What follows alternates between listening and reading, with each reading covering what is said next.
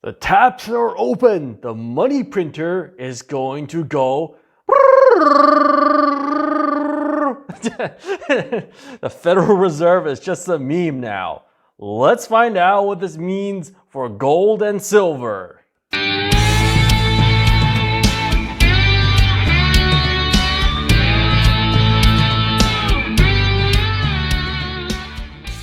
I'm sure a lot of you are up to date on the news, and a lot of you have seen this meme with Jerome Powell turning and spinning the money printing machine. And today, it's pretty much confirmed. Before, I would say over the last 6 months, we knew they were turning the money printing machine. But today, we had some very, very special news. We had full confirmation, 100%. The Federal Reserve is not going to turn off the money printing machine anytime soon. And will they turn it off because stocks are sky high and all assets are going crazy? No, they said no. So, how much money is the Federal Reserve going to print? The Federal Reserve commented that they're going to print 120 billion a month. This is the bond repurchase program. Basically, Treasury is going to emit bonds, and the Federal Reserve is going to purchase every single month roughly $120 billion worth of Treasury notes and mortgage-backed securities. The stuff that crashed the 2008 markets, right? They're buying $40 billion of mortgage-backed securities in this 120 billion package. Great. Now banks don't have to sell to pension funds. They can just sell to the Federal Reserve. Anyways, that's another story. There's going to be lots of money. Everybody is going to have tons and tons of cash, especially banks, institutions. They're going to be hyper capitalized. But this is also a lot of money, because if you think about how long are they going to do this, right? I mean, 120 billion is a lot, but in the scale of the US economy, it's a drop in a large ocean of money.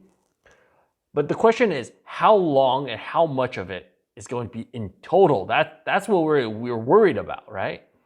Well, I'm going to show you from the video. So there was a live stream of the Federal Reserve on their money printing program, and Jerome Powell came out and said, look, we are going to print money until we see 2% inflation. And then he goes on and says, this is what we see in inflation, right? Before, we were around 2% inflation. This year, we're going to be in deflation. We're going to be roughly around the 2% deflation at 2020. So he's doing these numbers now. So he has pretty much, I would say, 10 months of 10 months of economic data. And then there's only about 2 months left. So I would say October, probably he doesn't have the full picture of October. He probably doesn't have the full picture of November, and he can only guess what's happening in December. I think we're going to see the bottom range of this, because November, I've been looking at retail numbers for November, and retail number for November is pretty bad, actually. Most retailers say that they're down 1%. I think I did a video before about Black Friday. My projections was around minus 20% sales for total for Black Friday. And that would translate actually to a horrific November sales figure, because actually November, a lot of sales happen in November. Probably around, for some companies, it's up to I think 30-40% of their sales happen in the end of year period near November, Christmas.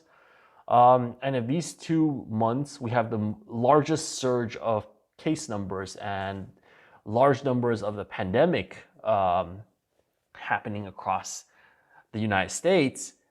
Shopping is dead. Basically, retail shopping is dead. And that means that actually it could lead to even further deflation. Fuel prices are low. That's another contributor to lower prices. Improvements in technology. You've got streaming services. You have the internet. You've got entertainment. Essentially, in the internet is free entertainment. I mean, there used to be a time in the past where you had to pay for things, to watch. If you wanted to watch a movie, you had to pay for it. If you want to watch something on TV, you had to pay for it. Nowadays, just go on YouTube and you want to watch any random guy talk about the markets. You've got thousands of them all over the internet. So it's deflationary, right? That force is deflationary. Technology is deflationary. And in his talk, he said that people, because they know they haven't seen price increases over the past, especially consumer price increases over the past few years, we've seen that nobody actually increases the price of goods. Everybody's on the downward chase to the bottom because you have cheap goods coming in across from all over the world. It's not just that the United States is importing goods from China. Of course, a lot of goods are made in China, but there's also import from Vietnam, Thailand, the Philippines, where labor is cheap, Mexico. And then you just import goods into the United States and you get like a ton of deflationary forces on the economy. And how are you going to bring it back up? Well, you devalue the US dollar. And essentially, that's what he's kind of saying that. He's saying that, look, we've got no inflation. So many deflationary forces. We're seeing minus 2%. We want an average. We want this to be like for 3 years at 2% before we turn off the taps. So next year, we expect, because this year is so low, so this is a bit misleading. You're looking at, oh my God, next year we're expecting like a 5%, 6% inflation. I should go and buy all the gold now. No, that's not what he's saying. He's saying that this year we're seeing deflation, right? From today's deflationary point to go to a 6% growth is as if we grew like 3%, right? In terms of inflation. So it's not a 6% inflation. What might happen also, because, you have to admit reality is that nobody is traveling. It's going to take a while before people want to get back to travel. And in order to travel, people have to feel financially secure. So first of all, they need to get their jobs back. Then they need to build up savings. Then they're going to decide that they might want to buy some gifts, Christmas gifts, Black Friday gifts, or something, end of year gifts that they put off because they didn't have money then to buy some of those things, or maybe pay off some debt they had to take on during this period, right? So most likely we're not going to see travel anytime soon. Travel will be the last thing that happens. So potentially what I suspect we're going to see the lower end of their range, right? They made a very tight range here. These models, they tend to fail in exceptional circumstances. And right now we're in an exceptional circumstance. And I think we're going to be on the very, very lower range of this model. Most likely we'll see around 0 to 1% of inflation. And then we'll see maybe more, and then it'll come down slightly. But essentially, they will have to keep the machine printing from 2020. So they did the whole year this year. They're going to do the whole of 2021. They're going to do the whole of 2022 for sure. That's almost for sure. They're going to do the whole of 2023. I say at this moment, if we look at all the economic data right now, most likely in 2024, they will still do QE. They'll do the same amount. I would give it, this is my opinion, don't take my word for it, I'm not an expert, I would put it around a 60% chance, a 60 to 75%, maybe 75% chance that for 2024, they're still going to do QE. Now the reason, there's quite a few reasons why they're going to do this, because one, they want to see inflation. That's pretty obvious. The second thing is, right now, right, during this period, we're seeing sky-high valuations for the stock market. And he touched on this. Jerome Powell touched on that. He said, look, price to earnings are crap. That's to put it like, essentially that's what he said. Right now, they're in the dumpster because debt is so cheap. So all companies are doing is taking on debt. They've got a lot of, and if they take on a lot of debt, and nobody's buying, of course they can service that debt very cheaply, but the price to earning will be high. This is a typical symptom of when you have cheap financing. Price to earnings are high. Companies are not pressured to make earnings to fulfill their costs, right? They can just borrow money and pay off the costs, kind of like a Ponzi scheme. in a way. But of course, what happens is if they do this over a course of 4 or 5 years, then companies just keep on borrowing instead of actually trying to make money and and earn money and then justify the price of their stocks. They can just keep doing borrow money, do buybacks, borrow money, do share buybacks. CEO gets rewards for having high share prices. They want them to taper off. And the way they will let them know that they want them to taper off, they'll probably let them know like 3 years in advance. So maybe in 2024, they're going to make an announcement that they're going to do maybe half of the QE. And that companies and all the private sectors should be aware that within the next, 5 years, they should deleverage. That's when the stock market will go into actually something we've never seen before. It's a long-term bear market. That might happen. And then those who survive that period will be healthy. But until then, until the next, I would say 6 or 7 years, we're going to see a bull market for a lot of assets. And one of those assets is gold, because the dollar in this situation is just going down the crapshoot. I mean, I have my gold predictor, right? In the predictor, it said that like the machine learning model, it values gold in 122. I'll have to redo this because this part is going to jump up. But pretty much essentially it said during this whole period that the just value for long-term price of gold until the middle of next year is around $2,000. It's roughly around $2,000, no matter what the price is today. The lower the better means that like you can buy more. But in the short-term predictor, which is relatively accurate, it's gotten a lot of the pricing correct. It's predicting like 1870, 1860 gold, and actually I'm seeing that. I think potentially we could see 1870 gold by the end of the week. That would be interesting. That would actually be almost a $100 gain from where we were in, I would say, beginning of December. We had 1700 gold. I told people like, possibly it's a bottom. I don't think gold's going to go any lower. I bought gold. I bought more gold when there was a slight correction at 1829, 1839, because it was still on track to $2,000 gold. If you drew a line from the lowest point to $2,000 in or somewhere around the middle of March, you're still not crossing that line. It's still on the same path. It hasn't deviated. It's actually above. It's going to probably reach there faster than that. So yeah, I think so. Today I just went and I stacked physical gold. I bought like 3 more sovereigns and then one more 20 franc LMU coins, because they're so cheap right now for me to buy. Because for the Swiss franc to buy at this moment, the Swiss franc reacts faster than gold, so I can time the news. Actually, I've got like probably 30 minutes before the prices adjust on all the markets for me, so I can get in on the deal a little bit ahead in terms of physical gold ordering. But yeah, it's a good thing. We've got more, probably most likely we're going to see much higher price of gold next week too, if there is, in addition, fiscal stimulus.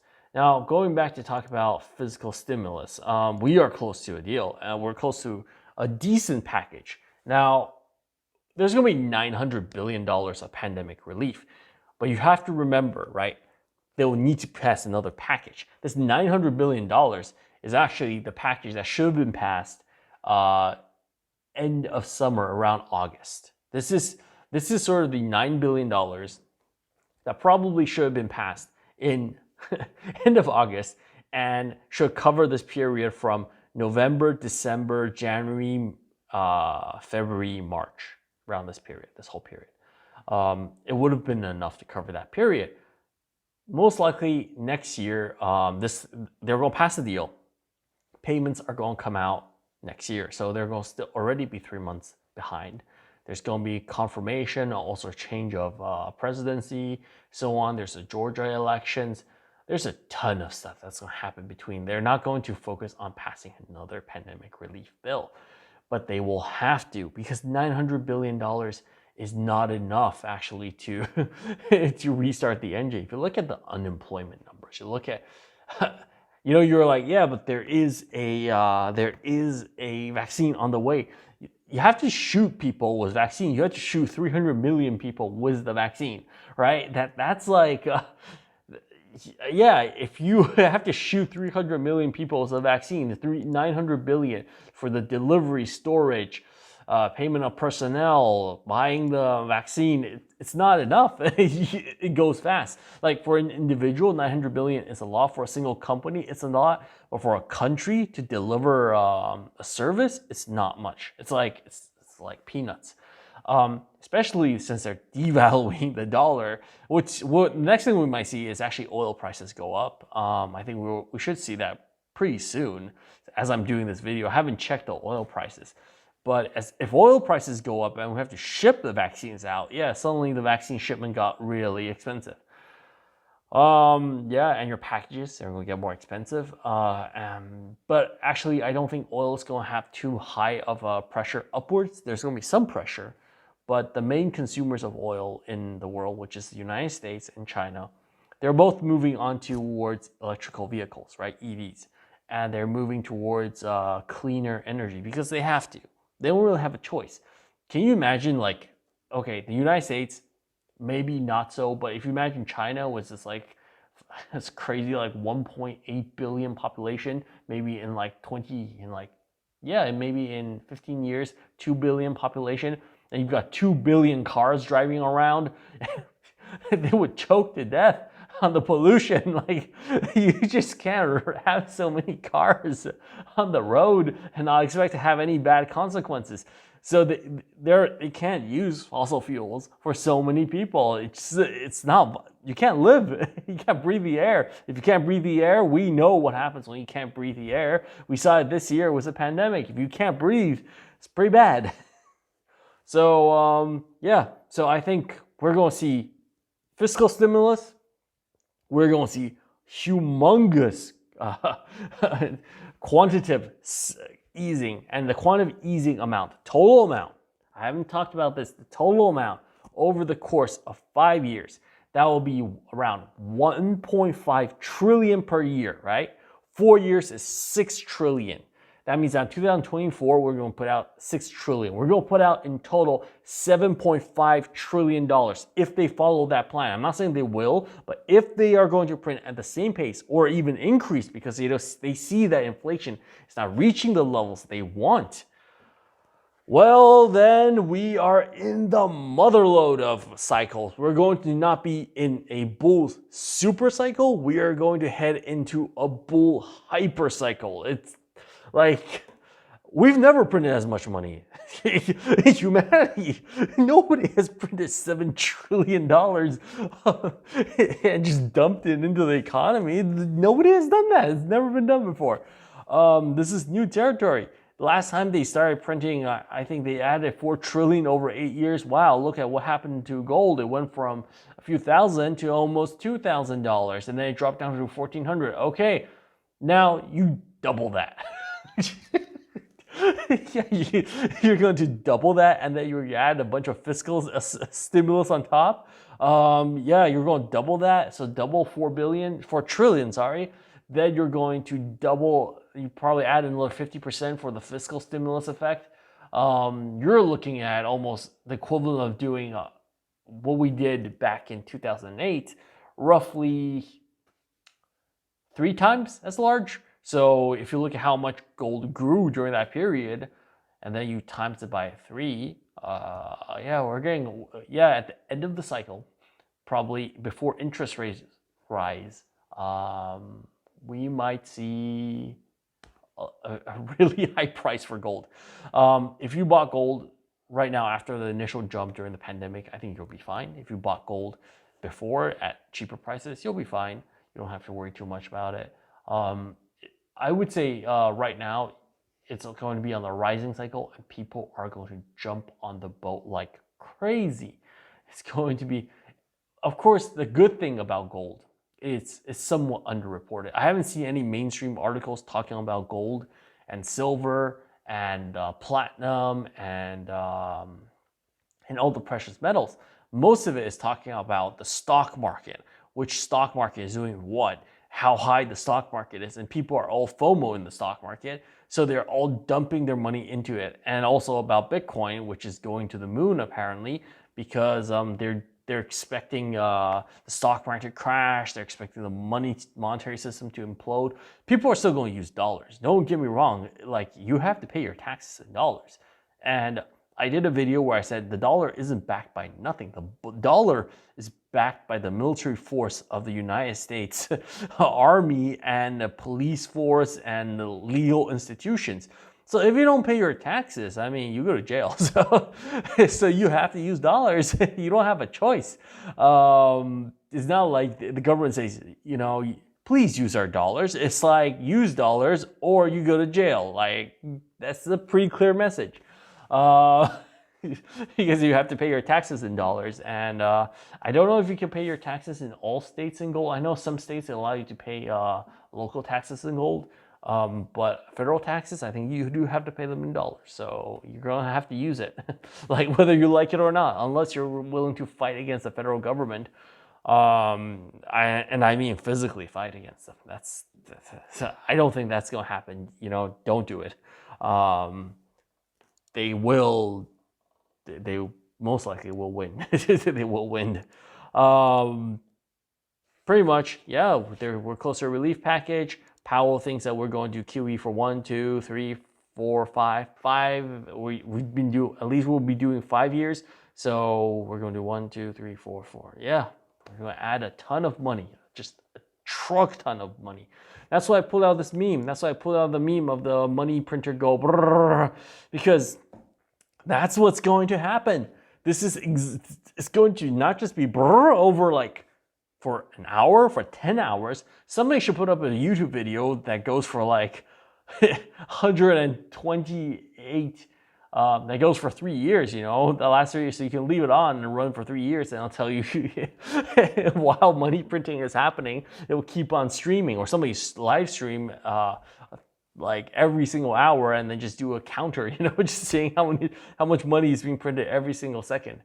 Yeah. And bonds completely, utterly destroyed, just trash. Because if you consider the yield, you consider the price to yield, and then the deflationary forces, you are going to lose a lot of money if you buy bonds. So nobody will buy bonds. I would not suggest that you buy bonds at this moment. It's a lose-lose deal. There's no way, you can't win in it. The only way you could win when buying bonds is if bonds dip below the target rate set by the Federal Reserve. That might happen. And actually what might happen is, because the Federal Reserve, they've announced they'll set a rate.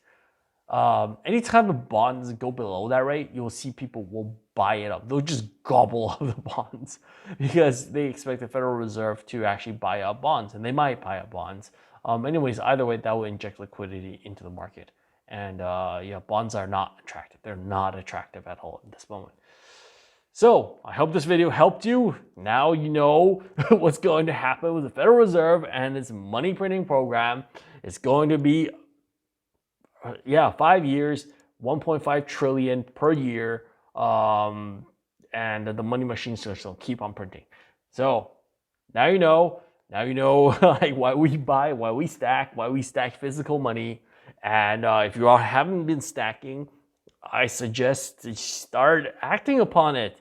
Because I think really, like, if they are going to carry this out and they're going to do all that stimulus, yeah, we like, if I look at the exchange rates of the dollar, it's going down. It's just like, you don't even have to compare it to gold and silver. You just compare it to like a fiat currency, any other fiat currency that's not doing this type of quantitative easing experiment right now. I think the Federal Reserve is making a mistake, because I'll talk about it in another video, but to make it short, all assets are priced in dollars. They can print as much as they want. They'll never see inflation. They have to realize that, you know, sometimes having a little bit of deflation is not so bad. So yeah, but I'm not a financial expert. Don't listen to me. This is just for fun and my opinion, and also for education purposes. So you know that they're printing money, and whatever will happen or might not happen, I have no clue. But Now you know that they're printing money. And I'll post these articles in the link to the video like always. Like and subscribe to the video, and thank you very much for watching. Click the bell notification button. I post content frequently. Thank you very much. Dave out.